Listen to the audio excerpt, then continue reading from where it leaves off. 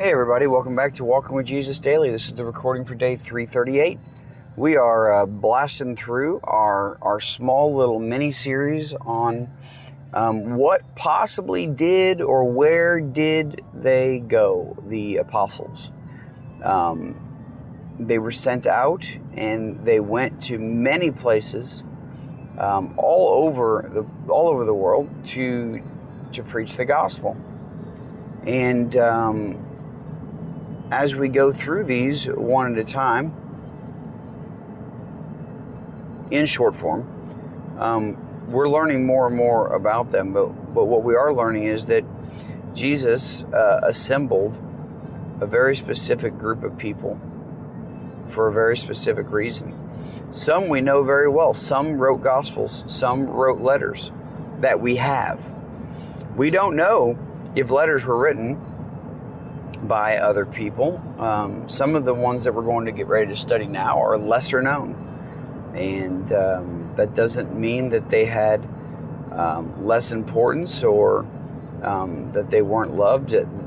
It's hard telling how much they were loved. It's hard telling what these men did or didn't do in the eyes of God, considering there's very little written about them. In all honesty, by the way that we read about most people in the Gospels or in the Word of God, their dirty laundry is kind of flung out all over the place. We read a lot about mistakes. We read a lot about them being human. And that is not that surprising. I think The Chosen show does a great job of trying to include everyone in on their time and their life with Jesus. However, we don't get all that information biblically, but we will continue on and we will read through church tradition.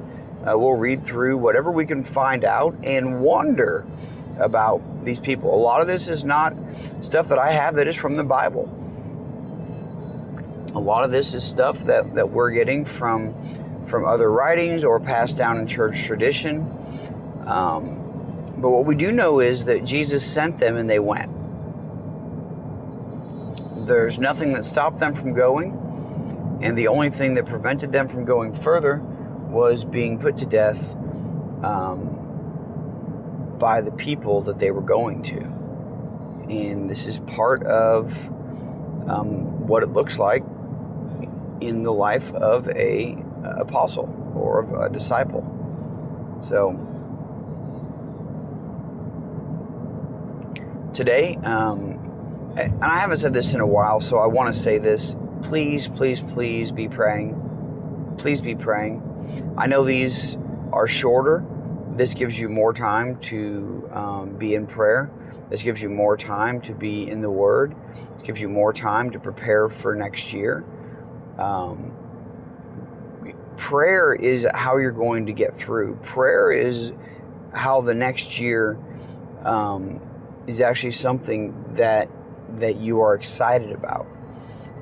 Prayer is how you finish out this year. We're in the middle of the holidays, of the make a list of the things you want. Are we serious right now? What could you possibly want? We're the richest people in the world. And make a list of the things that you want? Really? I know. But I struggle with this time of year because we're so incredibly blessed that we don't realize it. And we get elaborate gifts, and I'm guilty of this as well. I'm not calling you out without me, but all right. Anyway, let's get back on track here. Let's talk about James, the son of Alphaeus. Not a whole lot that we know, but let's read what we got here.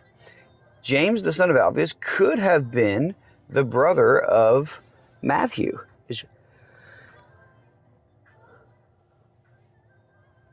I never even thought about that. I never knew that was a possibility. I don't know why he was possibly the brother of Matthew, but he is believed to have preached in the regions north of Israel. All right, so we know where that is. it must be clear, a non-Christian historical account says that he was stoned and then clubbed to death. So, you know these apostles are hearing about how one another is being put to death.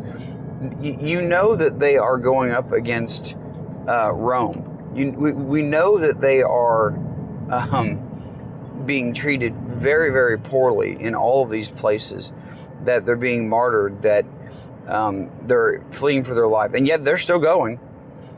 They're still going. And I just love their incredible faith and belief. He's sometimes known as James the Younger, but that's why there's some thought that he is, or James the Lesser, which could lead to a couple different thoughts. One, him being the younger brother of Matthew, which we don't know, or two, that he had is not that he was worthy of less. Okay, that's not what the lesser means.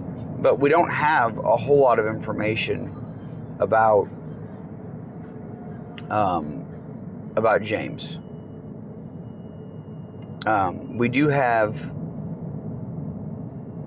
James, the son of Alphaeus, one of at least 3 James referred to in the New Testament. And there's often confusion as to which is which. But this James is believed to have ministered in Syria. Josephus reported that he was stoned and then clubbed to death. Josephus is a relatively reliable source of information. So with that being said, it's probably worth believing that what he said is true. Now, this is a very interesting place to be. Known as the lesser or the younger, gives us some idea of maybe his age, maybe his stature, maybe, I don't know what. Did it matter to James? Did it matter to Jesus? Could he follow Jesus as one of the younger ones? Could he follow Jesus and be useful to God's plan, being younger, smaller, with a limp, unable to do some of the things physically that others were able to do, less mature? I don't know. Do you ever think about yourself as younger or lesser? Do you ever look at yourself and say, I couldn't possibly do a Bible study or talk with someone about Jesus because I don't know enough, I'm not smart enough, I fill in the blank enough, right?